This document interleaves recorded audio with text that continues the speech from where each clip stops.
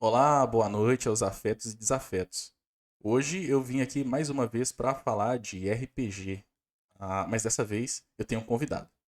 Talvez vocês saibam que na minha carreira, né, se é que a gente pode chamar de carreira de RPG, eu tive vários mestres. Um deles vocês devem conhecer se acompanham os comentários dos vídeos, está sempre presente, o mestre Saint Silver. Mas hoje eu trouxe o meu segundo grande mestre, o Zogrev. O Zogrev não só foi um grande mestre, me ensinou muito sobre a mestragem. E eu cheguei a jogar com ele por volta de, olha, se minha memória não falha, algo entre quase 4 anos de campanha. E foi uma das maiores experiências que eu tive. Então, chega aí, Zogrev, como é que você tá? Boa noite, todo mundo. Ô, Rafa, uma honra estar aqui. A gente vai bater esse round table aí sobre as armadilhas que os mestres passam. Cara, o Rafa é um jogador sensacional. Tô ainda para participar de uma campanha com ele. Só que a vida adulta exige da gente muito, né, Rafa? Aí a gente fica sempre com compromissos, sobrecarregado de compromissos. Mas é, eu já tô nessa parada tem um tempinho. Gosto, fico vangloriado se você me chamar de mestre, mas a gente tenta apenas contar uma boa história, né? O ofício é contar uma boa história. Eu E vamos gosto nessa. de chamar de mestre, porque é aquele negócio, talvez você vá concordar comigo. Quando a gente vira mestre, a gente não deixa mais de ser, porque ninguém quer mestrar. E aí você acaba É. tomando aquele ofício pra você e não divide mais. E aí vira seu. Então, mesmo se um dia você vier jogar na minha campanha, pra sempre mestre. Não tem, isso aí não muda. Inclusive, é muito engraçado que às vezes eu jogo jogos de jogadores meus já mais antigos. E eles me chamam de mestre quando eu tô jogando. Isso aí não Oh, passa. fantástico. Mas então, ô Zagreb, deixa eu lhe fazer uma pergunta. Me fala aí de uma grande armadilha que só mestres caem e que possivelmente você caiu nela. Teve uma vez, e essa daí quem tá me ouvindo lembra. Vou falar pelos codinomes dos personagens, que, né, se um dia esses caras ouvirem, eles vão saber que são com ele. Tava é, o, o Zuka, o que era até um mago Gen, a gente jogando Dungeons and Dragons. Tava vários personagens, tava com Aventuras do Oriente, de D&D 3.5, e a gente, o cenário de campanha era uma caverna onde eles iam ser atocaiados por ninjas. E tava ali um Gen, um, um monge, um samurai, e eles não tinham muito o que fazer não, eles iam ser atocaiados e esses ninjas tinham um cenário a seu favor. E as magias desse Eugen, as mais poderosas de dano, ele já tinha gasto todas, porque eles foram meio que encurralados dentro dessa caverna. E aí, tudo, né? Bem escritinho, a caverninha assim. E aquela época era presencial, né, gente? Aí a gente tinha que anotar tudo bonitinho e tal, aquele negócio todo, tudo anotado. Você, olha, vou, vou atordoar eles e vou capturar eles. Essa era a intenção, o objetivo de atocaiar eles lá. Então, vou capturar eles e aí eles vão ter, né? Aquela cena clássica de encontrar o boss e o boss jogar para eles assim: tá vendo? Se eu quisesse ter acabado com vocês, então vocês têm mais uma proposta. A proposta é essa, né? Fazer a ameaça sempre que ocorrer. E tudo preparado para isso acontecer, a captura desses personagens, do monge, do mago Gen e do samurai. Todos eles bem gastos já, poucos pontos de vida, já ia dar mestre. E aí, o Zuka olha o livro. Ele tinha uma magia, sempre ele tinha uma magia a se escolher, né? E aí, quando ele pegou um mago dele assim, ele abriu o livro de jogadores encurralados dos ninjas, já pedindo arrego. Chegou no turno do mago e os caras falaram assim: ó, gente, não tem mais poção, e já tava aquele chororô, ai, ai, ai, meu Deus, não dá, não dá. Que isso, mestre? Que isso, mestre? O que você quer fazer? Vou matar a gente. E aí, o Zuka falava assim: mestre, eu conjuro O Truque da Corda. Para quem quiser consultar o livro do jogador, de, livro de jogador 3.5, magia de segundo nível, o Truque da Corda. Ele foi lá, o conjurador vai literalmente fazer uma corda e puxar para esse outro plano, um plano paralelo ao plano material. Ele pode se abrigar lá. Aí tem um X tempo, né, que pode durar, e ele pode levar pessoas com ele também. E não é que ele fez isso, cara. E esse, Conjurou a sapata do truque da corda e todo mundo pulou na corda. E quando chegou, não tinha como fazer nada. esse truque da Simplesmente. corda é uma magia muito poderosa pra nível 2, não é? Não, é aquelas. Não, ela é inofensiva. Para que serve? Um mago que está viajando, não ficar ali jogado no meio da estrada, num terreno que ele não tenha conhecimento, ou que pode ser nocivo para ele, se habitar. Melhor do que uma cabana, uma barraca, gente. Entendeu? Só que ele usou como o alçapão dali, o escape, a fuga. Assim, eu não ia ficar 24 horas ali olhando que hora que eles iam sair. Entendeu? Ele se abrigaram. Armou Vixe, e completo. isso desandou a campanha em qual sentido? Se ela esfriou? Ah, eu tinha captura, tinha o texto do vilão para falar, né? A gente era bem chatinho, a gente fazia um, um, um, um japonês guês, assim, colocava as palavras em japonês, né, dentro do vocabulário, e papapá, e era para dar. Não, eu tive que adiar a aparição do boss, que estava programado para isso, né? O tempo que a gente tinha, eu falei assim, gente, não tem mais como continuar, porque daqui a 24 horas vocês vão voltar para onde vocês. Quem que vai. Por que aqueles ninjas iam ficar 24 horas olhando que hora que eles iam sair dali do tal plano, que hora que eles iam aparecer? Desarmaram, né? Aquela aparição do boss tão aguardada que eu queria, entendeu? De ameaçá-los e tal. É. Só, porque é aquele dia que os caras iam conhecer o vilão, entendeu? Pela primeira vez. Não deu. E aí, assim, ó, gente, parabéns. Dei aquela upada no XP, aquela recompensa, porque foi super astuto deles. Ah, foi, gente. Eles venceram o desafio. Eles não mataram os ninjas, mas eles venceram o desafio. Sim, claro, foram inteligentes, né? Usaram o recurso que tinha pra vencer ali. Porque muita gente acha que as magias elas têm que ser usadas apenas para um benefício é, ao dano. Como isso pode me beneficiar do dano? E não. Há estratégias que podem. Por quê? Qual que era o desafio deles? Era o quê? Sobreviver aquilo dali, né? Eles não sabiam, mas quando eles estivessem ao ponto da exaustão, eles iam ser nocauteados e capturados. Mas para o jogador não é isso. Ele estava ali lutando, né, até o último ponto de vida. E como eles acreditavam que eles estavam perante a morte, eles venceram o desafio. Não há como falar que os ninjas cumpriram sua missão. Eles não cumpriram a missão. Aí vem no background, você imaginar lá, né? Então, ó, esses ninjas aqui foram. O cara ficou pau e tal, tal, tal. Ele vai. Né, vão reportar para ele. Aí tem aquelas coisas que o Messi vai ficar escrevendo para a história dele em particular. Mas o grande lance é que eles tinham que ser bem recompensados com uma saia justa. Chegou lá, eu olhei pro lado, bati folha, bati papel, falei, pus a mão na tela, falei, nossa, o cara acabou de cancelar minha campanha hoje, cara. Ele foi mais rápido que o David Zaslav pra cancelar aí o projeto.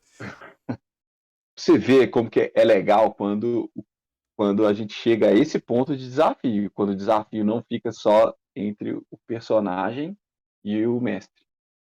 Quem vai vencer quem, não é um contra o outro. É como ele pode virar o jogo. Mas aí Lógico. aí é onde eu vou lhe fazer uma pergunta sobre todo esse cenário aí. Né, você colocou uma dificuldade, fez toda uma preparação. Aonde você acha que houve o erro? Se é que houve algum erro da sua parte ou da parte dos jogadores? Ah, sim. O, o, eu não posso falar que houve erro, né? Houve azar nos dados. Eles poderiam ter durado mais tempo, mas pelo azar dos dados, eles começaram a se deteriorar muito rápido. E não tem jeito, gente. O cara, você joga lá, o cara erra. Você faz sua rolagem, o seu acerto é crítico. Tem que engolir, parceiro. É um jogo de azar. Se tem sorte, tem azar. Então, meio que não posso falar que houve erro. E os jogadores também eram muito experientes, eles não eram marinheiros de primeira viagem, não. Mas o legal foi que esse checkmate, né, por assim dizer, foi surpreendente. E você? Qual que foi sua saia justa?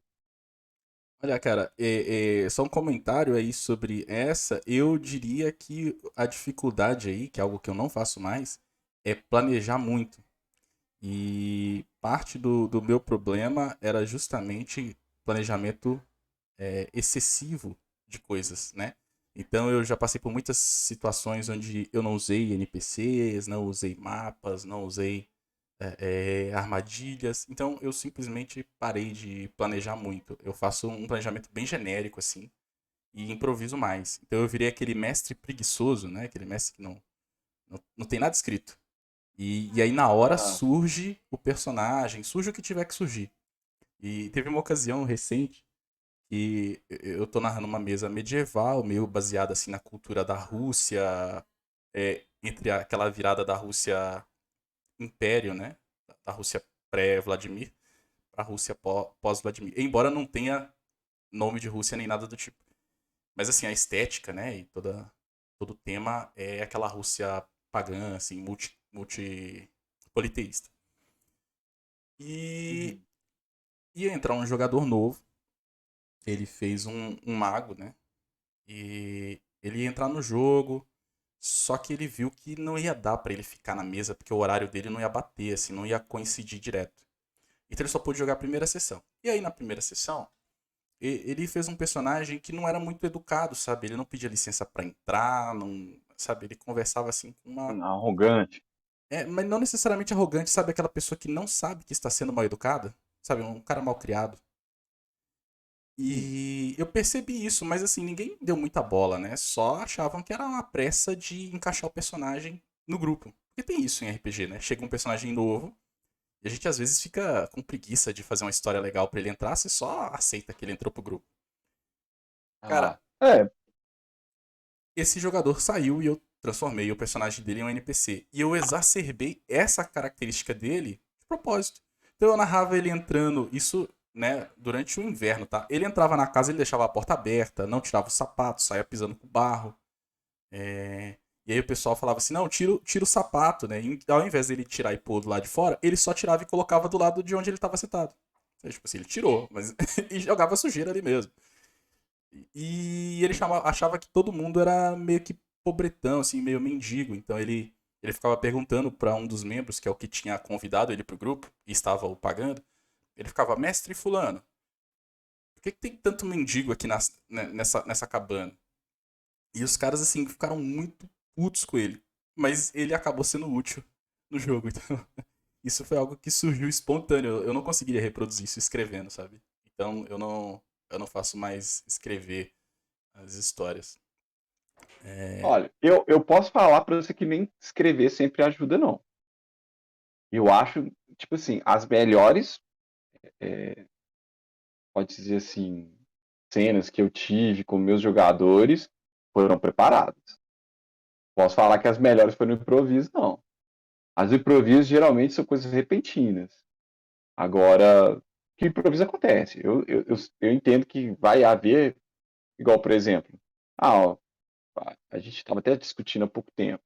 Ah, é um guerreiro andando pela madrugada, ele encontra um bêbado comum. Esse bêbado tenta esbarrar nele, uma coisa ocasional. E o guerreiro vai lá, joga ele no chão, dá um ali no sofá, não, coisa do tipo, que vai precisar de uma enrolagem nem nada. Isso é um improviso válido.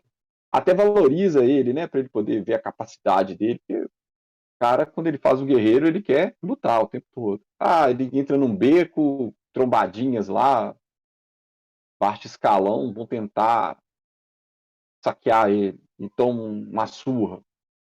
É, as coisas que o mestre faz, né, para deixar o personagem e principalmente a classe do personagem em evidência. Né? Você vai precisar de fazer rolagens muito complexas para o cara acertar um monte de trombadinha de quinta categoria, entendeu? Não é toda a esquina que ele vai encontrar uma ameaça. E até valoriza ele, dependendo. Ele tá, por exemplo, digamos que o personagem tá já quinto nível, né? Um bárbaro tá passando pelo um beco ao quinto nível e vem para lá, PDMs lá de comuns, de camponeses, salteadores assim, na rua, querem saltear. Valoriza, você vai fazer um rolagem simples. Ah, eu quero socar. Você deixa o cara socar, esmurrar, jogar na parede, bater o cara, jogar um em cima do outro. Por que não? É coisa que não oferece perigo para ele, entendeu? Mas valoriza, e aí é que o improviso entra. Ele valoriza a classe desse personagem, deixa ele, né, bem seguro de si. Porque também entendo que para o jogador, como eu jogo também, a gente está até falando, né, sobre nossas jogatinas, a coisa mais legal é quando o jogador está confortável com o seu personagem, quando ele, né, sente que o personagem dele é relevante em algum aspecto. Não ele o tempo todo ter que lutar contra um desafio épico pro seu nível, entendeu? Ah, quer dizer que o cara, quando ele tem nível 10 ele nunca mais vai lutar com Goblin? Vai. E ele vai fazer a limpa. Já não é mais desafio para ele, entendeu? Mas quando ele também encontrar com é, é, meio orcs, bárbaros, ou trolls, né, já a nível dele, desafio, ele vai ter trabalho. Então, a gente não tem que ficar o tempo todo fazendo desafio à altura do cara, entendeu? Sim. Às vezes, Nem pra nem baixo e vai, nem pra cima, né? Nem e pra nem para menos. cima. Porque eu acho que os grandes encontros têm que ser preparados. Tipo assim, olha, agora ele vai lutar contra o, o vampiro da torre. Agora ele vai lutar contra as três bruxas do pântano, entendeu? Que é o objetivo dele. Aí ele vai encontrar a Hidra dentro da caverna subterrânea. É, aí sim, a hora que ele vai ter que contar os pontos de vida no dedo para sobreviver. O desafio tem que estar à altura dele. Ora, pô, nem sempre, né? A gente tem que ficar escrevendo um desafio épico a cada esquina, né? É o caso lá que os caras chegam lá, colocam uma cocatriz pro cara no deserto. O cara, nível 1 no deserto, com cocatriz, não precisa. Coloca um escorpião, já dá trabalho demais para ele no deserto, nível 1, entendeu? E fora o terreno, já é um desafio para ele. Mas é bem. Acho que o equilíbrio disso é que vai fazer a campanha ficar gostosa, entendeu? Quando você Sim, sim. puder valorizar a classe, a desenvoltura daquele personagem. Por exemplo, o Deixar cara ele gosta de ser brilhar na galante. cena dele, né? É, digamos, cara, tem um ladrão lá, ele fala assim: olha, eu quero ser um ladrão mentiroso, sou aquele cara que leva todo mundo no bico. Ó, cara, é a hora de você deixar ele na taverna, deixa ele à vontade. Se ele quer ser galante, ele vai ser galante. Se ele quiser passar alguém para trás, ele passa, não tem problema. Um Sim, dia ele se dá mal. Aí sim, esse dia sim. você vai ter. Mas você tem que deixar ele fazer aquilo que ele gosta de fazer. Principalmente nas Entendeu? situações onde o estresse é menor, né? Que aí ele pode expressar o personagem sem que a regra entre na frente, né? E atrapalhe a desenvoltura do personagem. Por exemplo, o cara tá ali na taverna e ele só quer mostrar que ele é salafrário e tal, que ele pega casadas, aquela coisa toda. E aí, se ficar pedindo rolagem, você mata a apresentação do personagem, né? Não é uma situação tensa, não vai gerar nenhuma consequência grave. Talvez gere uma consequência menor, mas o personagem e os jogadores estão cientes disso. Então não vai haver aquela discussão de, ai, não. Não. Você pegou uma mulher casada, meu cara. Vai dar problema. Mas eu deixei Exato. acontecer essa enrolagem porque faz parte e tal da introdução do boneco. Acho isso muito legal. Mas, Não, ele pode até levar no bico.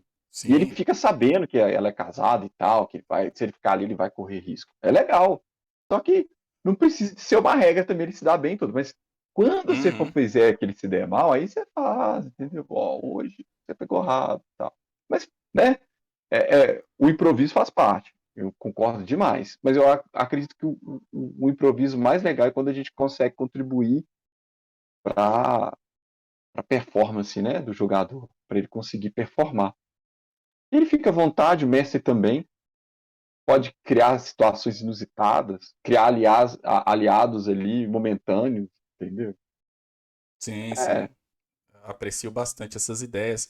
Graças a Deus eu tenho jogadores assim hoje em dia que são muito, muito bons em não só interpretar, mas inventar suas próprias histórias sem que eu tenha que ficar puxando eles para a história. Mas tem os competitivos, cara. Os tem. competitivos eu acho que eles são necessários, porque o competitivo, que é competitivo, né, gente? Vamos generalizar que todo cara que quer ganhar é competitivo. Mas o cara competitivo é aquele que ele lê as regras, ele quer o controle total do personagem dele e ele examina estratégias. Esse cara é super importante pro grupo, porque ele consegue, quando ele quer um objetivo, ele começa a orquestrar o grupo para ele conseguir o resultado dele. Ó, cara, eu vou precisar que você faça isso, você faz. Ele começa, entendeu? E ele sabe muito da regra. Agora, ele só vai ser venenoso, nocivo à campanha, quando o tempo todo ele quer protagonismo. Entendeu? Sim, Aí ele sim. vai, Quando ele não, eu toma o tenho que ser a máquina de holofote batalha. para sempre. Não, ele quer ser a máquina de batalha. Tudo Sim. tem que ser dele. Entendeu? Aí ele fica tóxico. Mas o competitivo, cara, ele chega, ele ajuda o mestre.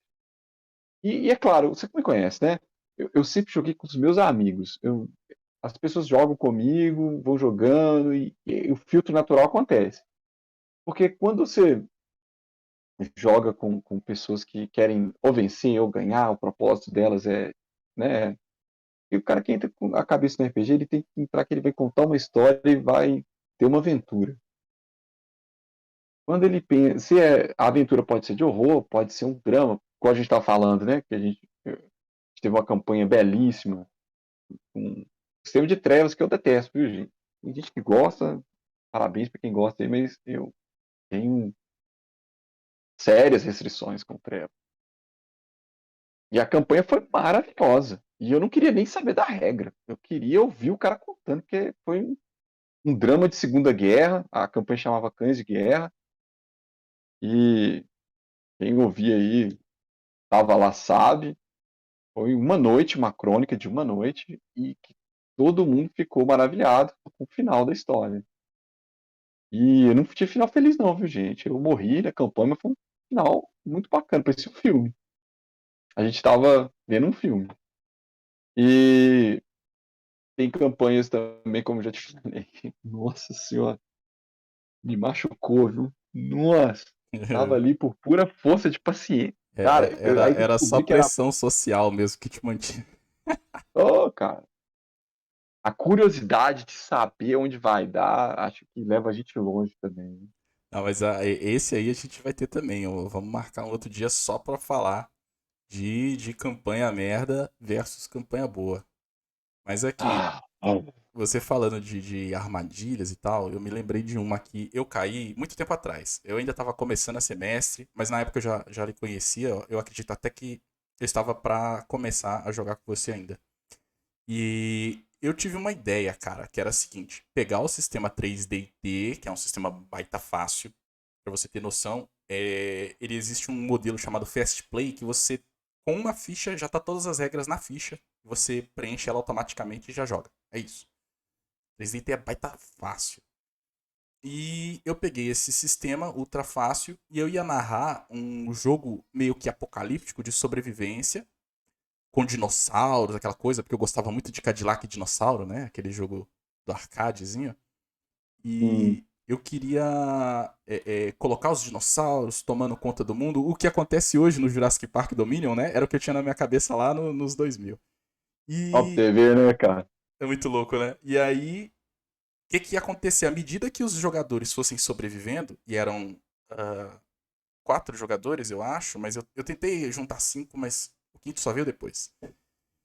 Ah, sempre tinha alguém que percebia eles mostrando grandes feitos ao sobreviver aos ataques dos monstros. E aí essa pessoa, na realidade, era um indivíduo muito poderoso, muito rico, que tinha um projeto para dar a eles armaduras e um mecha. Ou seja, eles iam ser Power Rangers. Mano, isso foi uma ideia sensacional, porque ninguém esperava ser Power Ranger. Eu só falei, olha, vai ser sobrevivência. E aí, do nada, todo mundo ganha um morfador, saca? E foi muito engraçado, porque os caras não esperavam, mas quando aconteceu, eles entraram na vibe e até zoaram, porque o time era todo masculino. E eles falaram, poxa, vão ser os Rangers testosterona, vamos chamar de Força T. E os próprios jogadores arrumaram a coreografiazinha, eles faziam a coreografia no jogo, né? Era jogo presencial.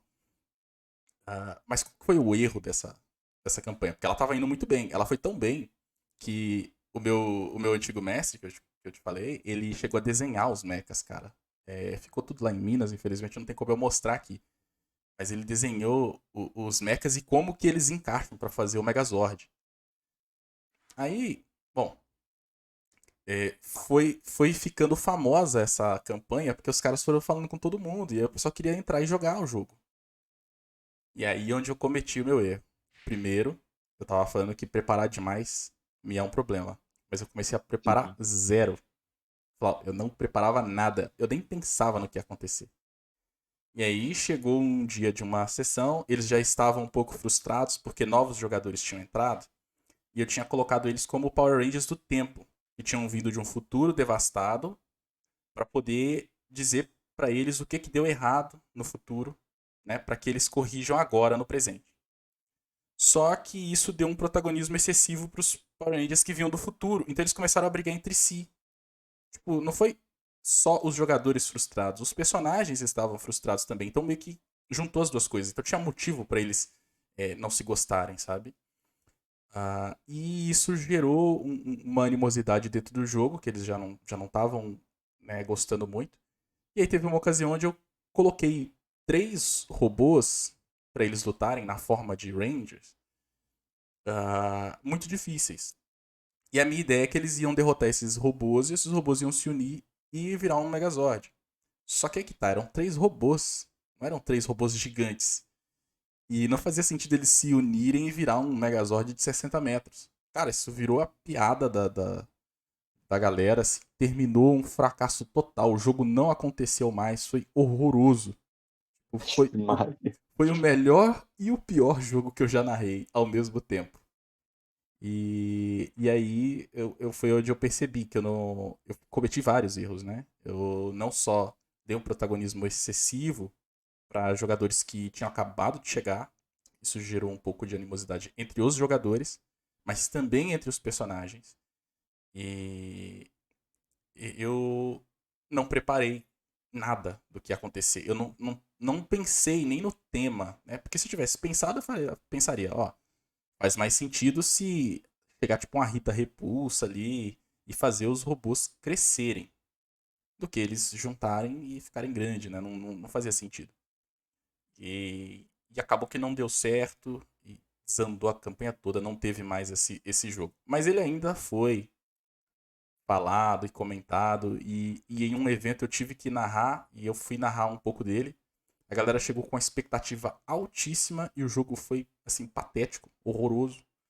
O pessoal estava mais interessado no que estava acontecendo em outros lugares do que na mesa. Foi muito ruim, cara. Muito ruim. Cara, experiência negativa tem dessas coisas, né? A gente também, por exemplo, igual você falou assim, vem jogadores novos. A gente acho que o Messi tem, com o tempo você começa a perceber isso. Tem jogadores que são sociáveis e tem uns que são insociáveis. Eles não conseguem misturar muito, não. Tipo assim, é ele mais três, acabou. Entendeu? Eles começam a fazer aquelas panelinhas mesmo, só não. E eu tenho aquilo que eu gosto assim, por exemplo, final de campanha, ou de capítulo de campanha, digamos que eu fecho lá o pessoal com um Big Boss, entendeu? Aí gosto de fazer grupos separados para que esses grupos consigam entrar com o boss, porque o boss vai ser um desafio muito alto para valer a ficha, se pode se dizer aqui jogava fliperama. Aí mas tem jogadores que não misturam, entendeu? Eles não gostam de outros jogadores, sei lá, você meio que sente ciúme da campanha. Acho que a atenção tem que ser voltada para o grupo deles, entendeu? Eu sei lá, não- já percebi isso também. Eu acho que Messi, uma coisa que eu aprendi é que o Messi tem que começar a saber a temperatura da mesa dele. Entendeu? Se você vai fazer alguma coisa longa, saber se esses jogadores estão dispostos a ter mais gente e tal. Um papo antes sempre resolve, né? Conversar com eles, ó, gente. E aí, vocês acham? Tem gente querendo entrar, o que vocês acham? Essas pessoas começaram a falar, Uhum. cara, eu acho legal, não tô afim. Eles vão jogar quando?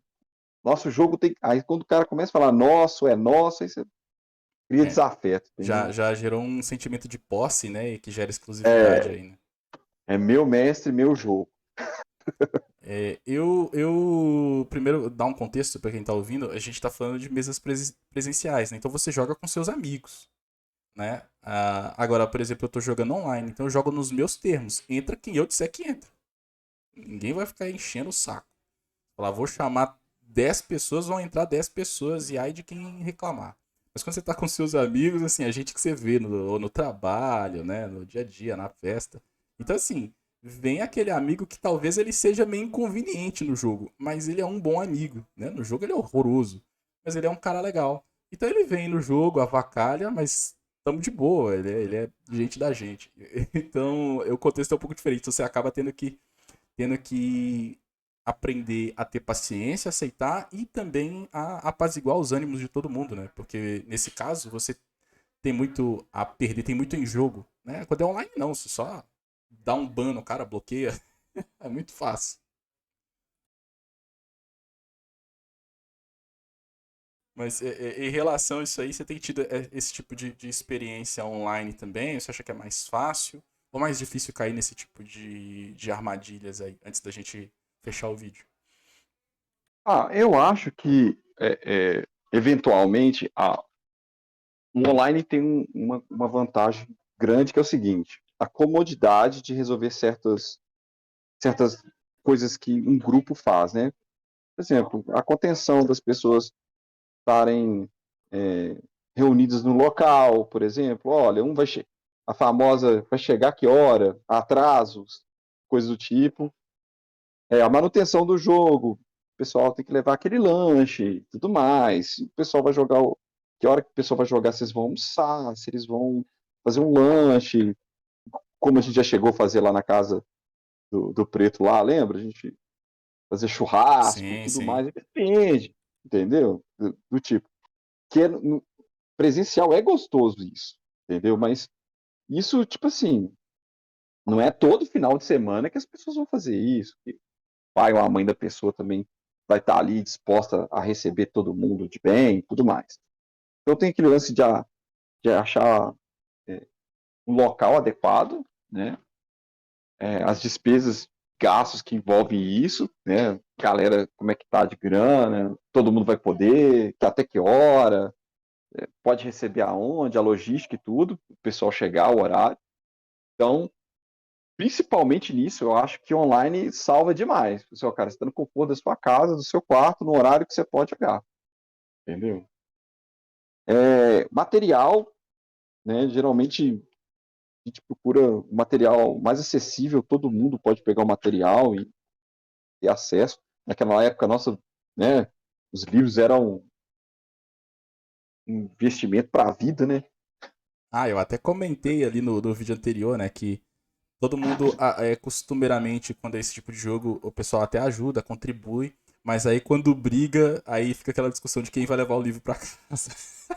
Ou casamento, né? O dono da bola. Tem isso, pessoal. Sim, Você sim. vai separar do cara, porque o livro é de quem? Então, é, é, online, eu acredito que isso é muito bom, entendeu? Tipo assim, esses gargalos não acontecem. E outra, fica bem mais sociável para pessoas que não são exatamente vizinhos, né? Caras do trabalho, pode ser pessoas mais distantes de outros lugares que não vão estar exatamente ali todo dia se vendo, coisa do tipo. Por exemplo, na mesa atual virtual que eu estava jogando com os meninos, tem gente de São Paulo, gente, né, do Amazonas lá, o Bono é do Amazonas e tal. E a gente conhece de outros lugares, que você frequenta, igual jogando videogame, conheci esses caras e eles resolveram jogar. Então, é, ajuda demais ter essa conexão. Fora que o tabuleiro virtual também, dependendo da aplicação que você usa, você não tem que controlar fichas de papel, né? Papel, gente. Não é só porque eu agora trabalho com área de tecnologia, mas papel, gente. Ninguém merece papel mais. Mais que eu goste de desenhar, papel, papel cansa. Tem que controlar fichas de papel é difícil demais. Então, E é acho muita que. coisa pra ficar levando pra casa e depois trazendo pro É! jogo. Não, você lembra as mochilas que a gente carregava? Bicho? Cara, eu só Não tinha lembro pra de onde, quando a tá? gente tava ali quase completando aquela coleção de todos os livros do 3,5, e aí, tipo, o pessoal olhava pra aqueles livros e falava, tá, beleza, eu vou levar 5, você leva outros 5, aí sai aqueles mochilão. Caraca, mano. Ah, vamos deixar na casa Acampamento, de né? fulano. Ah, não, mas o fulano vai mudar na semana que vem, aí tem que levar os livros desse naipe. Bom, mano, então pra gente encerrar aqui, eu vou fazer uma última pergunta. É um aviso que você gostaria de dar para os mestres não caírem no problema, especificamente esse que você citou, né? Talvez do planejamento e Olha, de como eu obedecer aí. acho, eu acho que é o seguinte, quando o primeiro cara a ter esportiva no jogo tem que ser o mestre. O cara, ele tem que entender que Verdade. ele pode ser vencido, ele pode ser desafiado, ele tem que ir de boa fé e entender que isso faz parte do jogo. Porque tem que lembrar também que é um jogo. O mestre controla tudo, mas pode ser que tenha o heavies do mestre. E o mestre não tá lá só para controlar os números. Ele tá lá para se divertir também. E eu achei super divertido, porque eu falei, pô, cheque. Sabe a hora que você tem que olhar pro cara assim, cheque mate, cara? Porque isso vem, né, de uma boa relação. Você entender que o cara foi bem e, pô, cara, foi legal. E todo mundo comemorou porque o cara se deu bem. Entendeu? Não foi só porque o cara tirou um número maior do que o outro. Imagina se todo mundo ficar preso só a quando o cara tirar um 20 natural. Ou um sucesso maior, entendeu? Uma rolagem poderosa. Não. A dica é essa, o mestre tem aquela esportiva, sempre por desafios que sejam interessantes e que façam os seus jogadores elevarem o nível, né, de, de resolução, assim. E nem tudo é dano, né?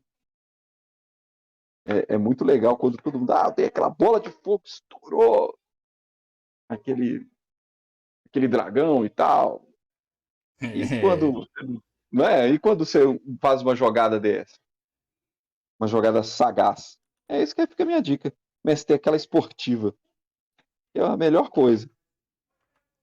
Ah, certíssimo. Cara, já lhe agradeço aí pela presença, paciência e, é claro, contribuição com o vídeo. Vai ficar massa demais e eu espero que a gente possa fazer isso mais. Aliás, pra galera que tá assistindo, deixar bem informado que o Zogreve é um fã de carteirinha assinada do Batman. E a gente vai vir aqui com Ah, certeza falar um pouquinho de Batman e Liga da Justiça. Esse dia vai ser gente, eu muito tenho louco. muita coisa pra falar, meu Deus do céu. Esse dia Fala vai isso ser não. louco.